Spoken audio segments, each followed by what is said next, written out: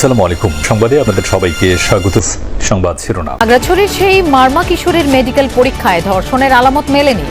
Gynaecologist সহ 3 চিকিৎসকের পরীক্ষার সবগুলো সূচকই স্বাভাবিক।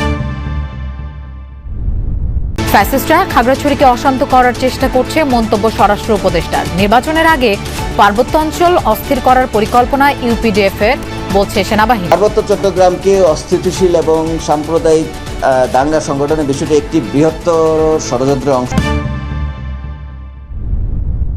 দেশের মানুষ এখন নির্বাচনমুখী, বললেন সালাউদ্দিন আহমদ। যারা ভোট বাধাগ্রস্ত করতে চায়, জনগণ তাদের চিহ্নিত করবে। সকল জনগণ এখন নির্বাচন, বাংলাদেশে এখন নির্বাচনের আমেজ চলছে। কোনো দল নির্বাচনের পথে বাধা সৃষ্টি করে সহ 5 দাবিতে জামায়াত ইসলামী আন্দোলনের নতুন কর্মসূচি ঘোষণা। তা গুম চালিয়ে ক্ষমতা দীর্ঘায়িত করেছে আওয়ামী লীগ, ট্রাইব্যুনালে মামলার তদন্ত কর্মকর্তা জানালেন। জুলাই অভ্যুত্থানে 43 জেলায় চলে হত্যাকাণ্ড। খাগড়াছড়ির সেই মারমা কিশোরের মেডিকেল পরীক্ষায় ধর্ষণের কোনো আলামত পাওয়া যায়নি। জেলার সদর হাসপাতালের করা পরীক্ষায় রিপোর্ট এ সংক্রান্ত 10টি কাউন্টের সবগুলোতে এসেছে নরমাল। হাসপাতালের গাইনোকোলজিস্ট ডাক্তার জয়া চাকমা সহ 3 চিকিৎসকের স্বাক্ষরিত সেই রিপোর্ট হাতে এসেছে যমুনা নিউজের। এদিকে খাগড়াছড়ি ও গুইমারার 2 রিজিয়ন কমান্ডার জানিয়েছেন, ধর্ষণ ঘটনাকে পুঁজি করে পাহাড় অশান্ত করার পরিকল্পনা ছিল ইউপিডিএফ-এর। এর আগে মামলার এজাহারে ভুক্তভোগীর বাবা জানান, ঘটনার রাতে প্রাইভেট পড়ে ফেরার পথে নিখোঁজ হয় মেয়েটি।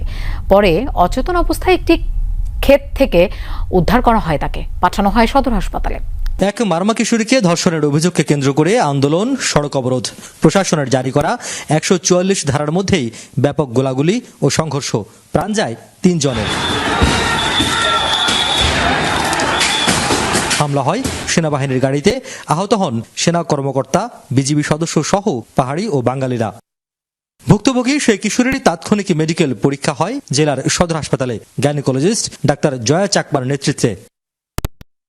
কি এসেছে সেই মেডিকেল রিপোর্টে? 3 পৃষ্ঠার রিপোর্টের ধর্ষণের লক্ষণ পাওয়া যায় এমন 10টি কাউন্টের কোনোটিতেই মেলেনি আলামত, সবগুলোই নরমাল। শরীরের ভেতর বাহির কোথাও ধর্ষণের চিহ্ন পায়নি 3 সদস্যের চিকিৎসক দল। রিপোর্টে স্বাক্ষর করেন gynaecologist doctor Joya Chakma, medical officer Mir Mosharraf Hossain ও ডাক্তার নাহিদ আক্তার। যদিও মামলার এজাহারে ভুক্তভোগীর বাবা জানান, ঘটনার রাতে প্রাইভেট পড়ে ফেরার পথে নিখোঁজ হয় মেয়েটি। পরে অচেতন অবস্থায় একটি ক্ষেত থেকে উদ্ধার করা হয়, তাকে পাঠানো হয় সদর হাসপাতালে। এদিকে খাগড়াছড়ির ঘটনাকে বিচ্ছিন্ন নয়, বরং দীর্ঘমেয়াদী পরিকল্পনার অংশ বলে মনে করছে সেনাবাহিনী। বুধবার পৃথকভাবে গণমাধ্যমের সঙ্গে আলাপকালে এই কথা বলেন খাগড়াছড়ি ও গুইমারা রিজিয়ন কমান্ডার। পাহাড়ি যেই সশস্ত্র সন্ত্রাসী সংগঠনগুলো আছে, তাদের বিরুদ্ধে বিশেষ করে ইউপিডিএফ যারা আছে আমাদের এই এলাকায়, যারা সকল ধরনের সশস্ত্র সন্ত্রাসী কার্যকলাপ এবং পাহাড়ি অস্থিতিশীলতা তৈরি করার পিছনে তারাই দায়ী।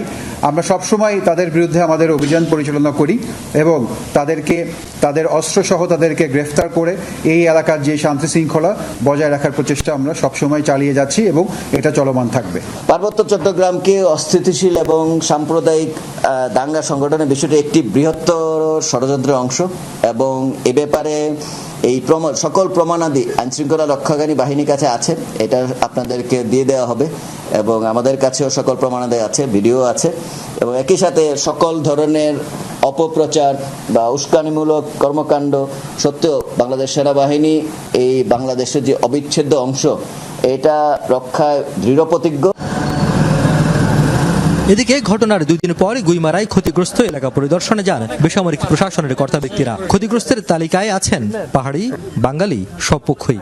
9টা সরকারি অফিস ছিল, এগুলো ক্ষতিগ্রস্ত হয়েছে। আর ওখানে 8টা হুন্ডা ছিল, ওগুলো পোড়াই দিয়েছে। যারা আজকে এফেক্টেড তাদের সংখ্যা যদি চিন্তা করেন, তাহলে দেখবেন এখানে মানুষজন কিন্তু খুবই কম।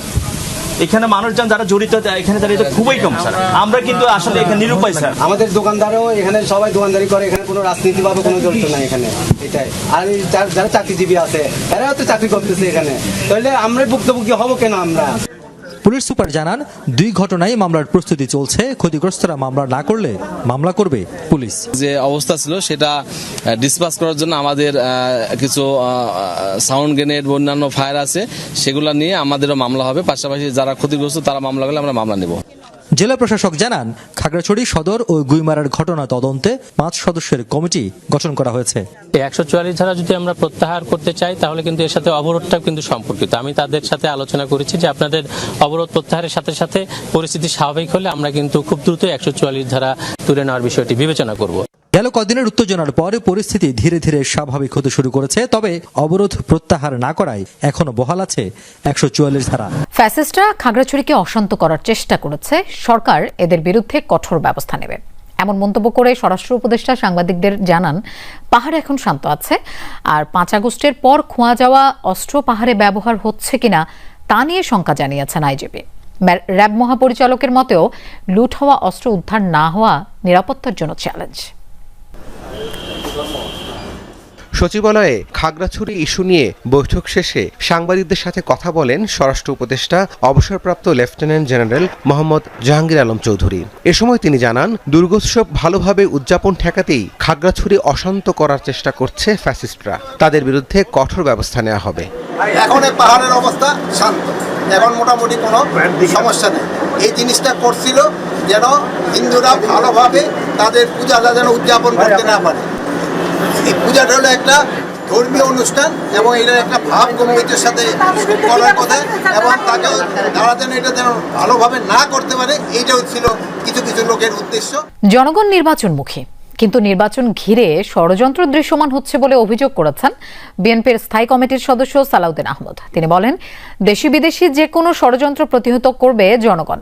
জিয়া উদ্যানে ওলামা দলের এক কর্মসূচিতে তিনি বলেন, ধর্মের ভিত্তিতে রাজনীতিতে বিভাজন চায় না বিএনপি। বাংলাদেশের সকল জনগণ এখন নির্বাচনমুখী। বাংলাদেশে এখন নির্বাচনের আমেজ চলছে। গণতান্ত্রিক উত্তরণের এই যে প্রক্রিয়া, তাতে বাধা সৃষ্টি করার জন্য কেউ কেউ ষড়যন্ত্র করছে, সেটা দৃশ্যমান। এই অবস্থায় কোনো দল যদি বিভ্রান্তি সৃষ্টি করে, নির্বাচনের পথে বাধা সৃষ্টি করে, জনগণ তাদেরকে চিহ্নিত করবে এবং রাজনৈতিকভাবে তাদেরকে প্রত্যাখ্যান করার সম্ভাবনা আছে। পিআর সহ 5 দফা দাবিতে দ্বিতীয় ধাপের কর্মসূচি ঘোষণা করেছে জামায়াত ও ইসলামী আন্দোলন। জামায়াতের সেক্রেটারি জেনারেল বলেন, 5 দফা দাবি মানার পরই জুলাই সনদের ভিত্তিতে নির্বাচন হতে হবে। আলাদা ব্রিফিংয়ে ইসলামী আন্দোলনের মুখপাত্র গাজী আতাউর রহমান বলেন, অন্তর্বর্তী সরকার যুক্তরাষ্ট্র সফরে মাত্র 3টি দলের প্রতিনিধি নিয়ে বৈষম্যমূলক আচরণ করে। জুলাই সনদের ভিত্তিতে ফেব্রুয়ারিতে নির্বাচন সহ 5 দফা দাবিতে আন্দোলনের দ্বিতীয় ধাপের কর্মসূচি ঘোষণা করেছে জামাত। সংবাদ সম্মেলন করে দলের সেক্রেটারি জেনারেল মিয়া গোলাম পরোয়ার বলেন, জনগণের দাবি বাস্তবায়নে সরকার পদক্ষেপ নিচ্ছে না। তিনি বলেন, 5 দফা দাবি মেনেই হতে হবে নির্বাচন। সরকারের উচিত অবিলম্বে জনগণের 5 দফা মেনে নিয়ে জুলাই জাতীয় সনদের ভিত্তিতে আগামী ফেব্রুয়ারিতে ত্রয়োদশ জাতীয় সংসদ নির্বাচনের আয়োজন করা। সরকার যদি জনগণের যৌক্তিক দাবি উপেক্ষা করে এবং বিদ্যমান সমস্যার দ্রুত সমাধান না করে, তাহলে দেশের জনগণ তাদের ন্যায্য দাবি আদায়ের জন্য রাজপথে আন্দোলন অব্যাহত রাখতে বাধ্য হবে। সেক্রেটারি জেনারেল এ সময় দলের নতুন লোগো প্রসঙ্গে বলেন, এটি পরীক্ষামূলক। যেগুলোকে আমরা একটু প্রস্তুত করছিলাম এক্সপেরিমেন্টাল ভাবে, পরীক্ষামূলকভাবে, ওই লোগোটা ওই দিন মেহমানরা এসেছিলেন, জাস্ট ডেকোরেশনের সময়টাকে একটু সেট করে দেওয়া হয়েছে। That is not final logo.